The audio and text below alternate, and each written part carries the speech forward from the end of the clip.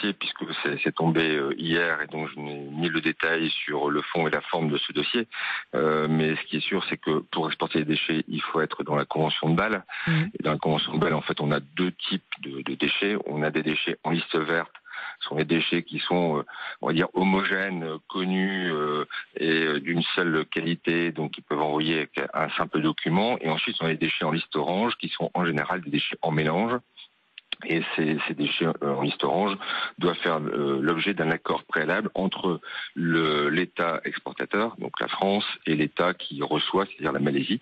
En l'occurrence, sur ce dossier, je ne sais pas si c'est un document qui n'aura pas été rempli, si les déchets qui étaient prévus d'être envoyés n'étaient pas Là, conformes. c'est visiblement les déchets qui n'étaient pas conformes, Oui, voilà, qui n'étaient pas recyclables, visiblement.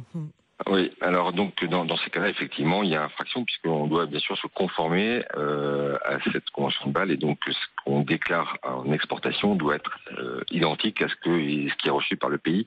Voilà, donc la plupart du temps, même dans 99,9% des cas, tout se passe bien. Apparemment, cette entreprise n'a pas respecté la liste orange et donc la convention de Bâle et donc elle se fait rattraper.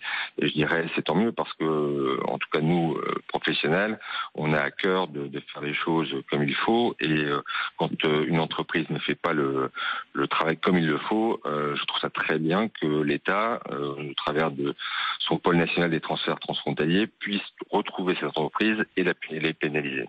La Chine a mis fin à l'importation des déchets l'année dernière. Depuis, il y a eu la Malaisie, les Philippines, l'Indonésie aussi qui renvoient ces conteneurs. Est-ce que ça a un impact sur notre circuit de recyclage à ce stade ? Il est clair que les déchets qui sont exportés sur l'Asie sont plutôt des déchets à faible valeur ajoutée ou qui n'ont pas de solution de recyclage en France ou en Europe ou qui nécessitent une main-d'œuvre importante. Et donc, il est clair que les coûts de main-d'œuvre sont moins importants en Asie qu'en Europe.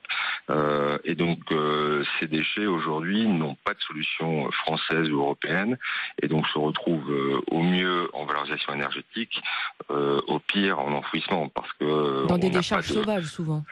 Non, pas des décharges sauvages. Non. Sur des centres d'enfouissement autorisés, contrôlés. Mais ce qui est dommage, c'est que effectivement, il faut qu'on réindustrialise une partie de ce recyclage en Europe et en France. Ça prend du temps. Et puis ensuite, on avait aussi ce débouché asiatique parce que l'Asie demandait ce plastique, puisque l'Asie, notamment la Chine, reste quand même la première usine du monde en production de biens manufacturés et avait besoin de cette matière. Bon, ils ont choisi une autre voie qui est de dire on ferme, on prend les déchets en interne, voire on reprend un peu plus de plastique vierge pour remettre l'ensemble des circuits dans le bon ordre et avec plus de traçabilité. Mais c'est clair que la plupart des plastiques que l'on reçoit ou qu'on utilise en France viennent des produits asiatiques par l'exportation de ces produits manufacturés. Quand je parlais des décharges sauvages, effectivement, c'était dans les pays d'Asie quand ils sont trop submergés par les déchets qu'ils reçoivent. Quelle est la solution, Jean-Philippe Carpentier ? Il faut améliorer le recyclage chez nous ou arrêter de consommer du plastique ? Il faut plusieurs choses. Il y a la prévention, bien sûr. Il faut être, à mon avis, plus intelligent sur l'utilisation et l'usage du plastique. Il y a l'éco-conception aussi, c'est-à-dire que il faut qu'on travaille avec plasturgistes, metteurs sur le marché à concevoir des emballages ou des contenants qui soient mieux éco-conçus et donc plus facilement recyclables.